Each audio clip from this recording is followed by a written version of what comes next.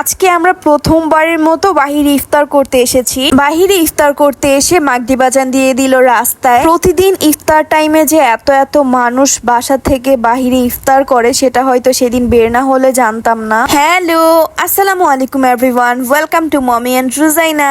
আজকে প্রথমবারের মতো আম্মুকে সাথে নিয়ে আমরা বাইরে ইফতার করতে যাচ্ছি শনির একরার কাছি ভাইতে। আমরা রেডি হয়ে বাসা থেকে বের হয়েছিলাম 5:30 বাজে, তারপর আমরা টাইমলি পৌঁছে যেতে পারতাম। তবে কাহিনীটা হয়েছে রুজাইনার বাবা আর পাপা হচ্ছে আলাদা একসাথে এসেছিল। আমরা আগে আসার সময় আমার জামাই আমাকে বলছিল যে তোমরা শনির একরায় গিয়ে দাঁড়াও, আমরা আসতেছি।